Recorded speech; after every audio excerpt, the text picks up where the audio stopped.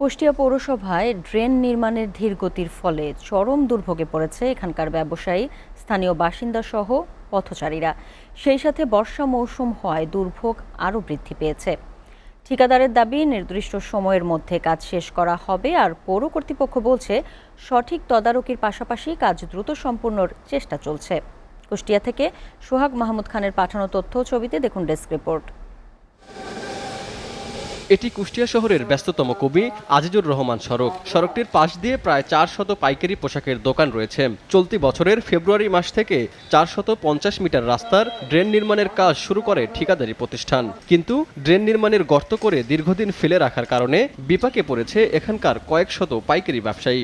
আমাদের দোকানপাট ভেঙে আজকে দীর্ঘ 6 মাস হয়ে গেল, কাজের কোনো গতি নেই এবং কাজের মানও খারাপ হচ্ছে। এদিকে জনদুর্ভোগের বিষয়টি এড়িয়ে চলতি বছরের 25শে জুন কাজের নকশা পরিবর্তন করে পৌর কর্তৃপক্ষ। ফলে কাজের ধীরগতি আরও বৃদ্ধি পেয়েছে। প্রতিনিয়ত সড়ক দিয়ে যাতায়াত করা মানুষের জন্য চলাচলের অনুপযোগী হয়ে পড়েছে। কাদা বৃষ্টিতে খুব ভোগান্তিতে আছি। আমরা চাচ্ছি এই ড্রেনের কাজটা দ্রুত শেষ হোক, যাতে আমরা এই রাস্তায় স্বাচ্ছন্দ্যভাবে চলাফেরা করতে পারি। আমরা যা আশা করি এখানে ড্রেনটা হলে রাস্তাটা তাড়াতাড়ি হয়ে যাবে। এই জন্যই আমরা আসলে খুব বিপদে আছি। রাস্তাটা ড্রেনটা হয়ে গেলে রাস্তাটা তাড়াতাড়ি হয়ে যায়। কাজের ধীরগতির ফলে মানুষের ভোগান্তির কথা স্বীকার করে ঠিকাদারি প্রতিষ্ঠান বলছে, নির্দিষ্ট সময়ের মধ্যে ড্রেন নির্মাণের কাজ সম্পূর্ণ করা হবে।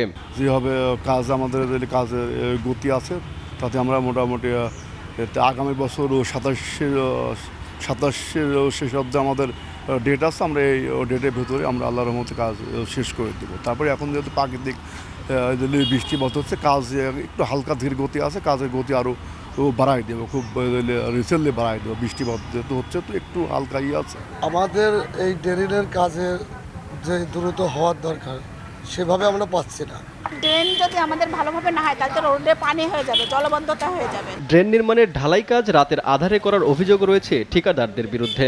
তবে সেটি নজরে আসেনি দায়িত্বরত ইঞ্জিনিয়ার বা পৌর কর্তৃপক্ষের। তবে কোনো ধরনের অনিয়ম হলে প্রকৌশলী ও ঠিকাদারি প্রতিষ্ঠানকে আইনের আওতায় আনা হবে বলে জানান পৌরসভার প্রধান নির্বাহী। ড্রেনের যে নিম্নমানের কাজের কথা বলছেন, নিম্নমানের কাজ আসলে হওয়ার সুযোগ নেই। এখানে যে কাজগুলো তারা করছে এবং প্রত্যেকটা আমাদের ওয়ার্ক অ্যাসিস্ট্যান্ট, আমাদের sub assistant engineer, assistant engineer, আমাদের এক্সিকিউটিভ ইঞ্জিনিয়ার নেই এখন।